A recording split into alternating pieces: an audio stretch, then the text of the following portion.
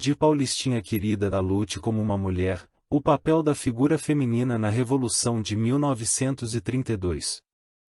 Ainda há espaço para muitos estudos sobre o tema, mas uma coisa é certa: a atuação das mulheres foi importante para o fortalecimento do movimento.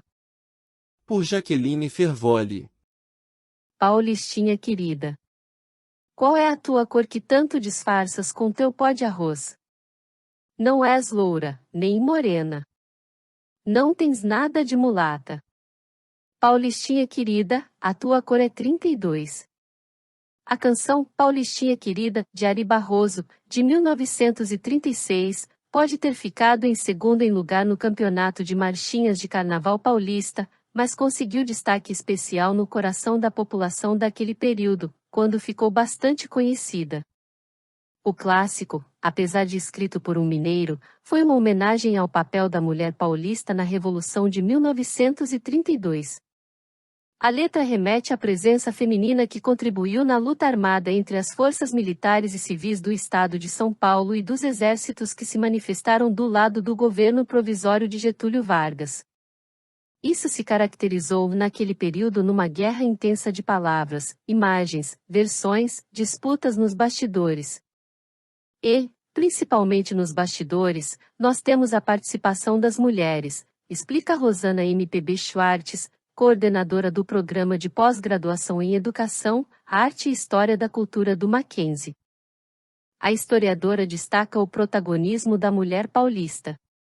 A participação da mulher paulista não foi passiva, ela de mulher foi um elemento ativo e sua participação, como reprodutora da ideologia dominante, foi de extrema eficácia, cumprindo rigorosamente o papel de mantenedora da ordem naquela época, disse. A professora lembra que houve também diversidade de classes sociais, quando mulheres ricas se associaram às mulheres menos abastadas para impedir o enfraquecimento dos ideais paulistas, seja nas oficinas de costura, cozinhando, ou entregando suas joias. Elas têm uma ação ativa no aspecto da manutenção do espetáculo ideológico. O conflito armado durou 85 dias e, neste período, muitas mulheres que atuavam na retaguarda, costurando uniformes ou cozinhando, assumem papéis antes impensáveis, como o de portar armas e ir para o fronte. É o caso de Maria José Bezerra, mais conhecida como Maria Soldado. Ela é símbolo da mulher negra de 1932 e, mais que isso, é uma mulher símbolo do movimento constitucionalista, destaca Rosana Schwartz. Maria José Bezerra era filha de escravizados, nascida em Limeira, em 1885, e trabalhava como cozinheira em casa da elite, quando passou a participar da luta entusiasmada com as questões de São Paulo. Sua personalidade combativa a empurrou para as trincheiras.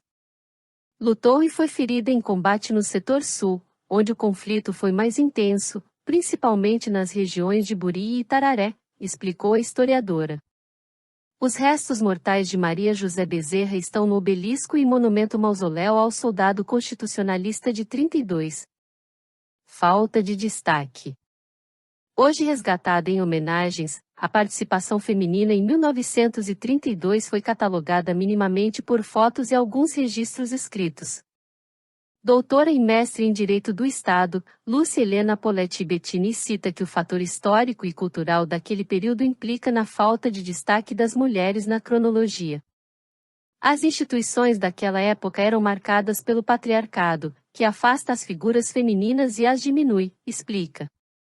Luiz Eduardo Pesce de Arruda, doutor em História da Cultura sobre 1932, acrescenta: a Revolução de 32 marca a luta principalmente pela igualdade feminina, já que ela era relativamente incapaz. A mulher era tutelada pelo pai e depois pelo marido. Ele ressalta ainda que, com o alistamento dos soldados, a mulher passa a ocupar espaços na indústria, saúde, logística, o que contribuiu com o avanço da luta pela igualdade, que era distante naquela época. Me dá sua calça, pega minha saia, seu covarde. Com valores bastante distintos dos tempos atuais, uma das artimanhas das mulheres, que tiveram relevância no alistamento de soldados, era a pressão pela honra. Pesce de Arruda ilustra que elas questionavam os soldados pelo não alistamento. Há relatos de que uma parte delas dizia: me dá sua calça, pega minha saia. Seu covarde. A persuasão muitas vezes dava certo. Carlota Pereira de Queiroz foi personagem fulcral do período, sendo que coordenou a União Cívica Feminina, grupo responsável pelas patrulhas de alistamento de soldados, por organizar o envio de cartas para os combatentes que não tinham familiares, com palavras de força e incentivo, e também pelo apoio aos cerca de 200 exilados, no pós-guerra, que não tinham suporte financeiro nos países aos quais foram destinados, como Portugal. Ela se tornou a primeira deputada federal eleita no país, por São Paulo, após a promulgação da Constituição em 1934. Para alcançar o pleito, contou com o apoio de Pérola Elis Bainton, outra figura importante do cenário paulista da década de 1930, nascida em Santa Bárbara do Oeste. É possível que a história da Revolução de 1932 possua diversas emulas paulistas e guerreiras. Porém, em registro oficial, uma se destaca: Maria Suassuna Sábia, professora que se juntou ao movimento junto com o irmão e lutou como um soldado. Na Revolução, tornou-se Mário e chegou a prender um tenente de Minas Gerais. As mulheres tinham que se passar por homem, para poder se manifestar politicamente, explicou Rosana Schwartz, enfatizando que, de acordo com as teorias do século XIX, as mulheres eram física e intelectualmente incapazes. Depois do confronto, em retaliação pela honra ferida, o tenente preso arquitetou para que Suassuna Sábia fosse demitida da instituição em que dava aula. Como que uma mulher vai me prender?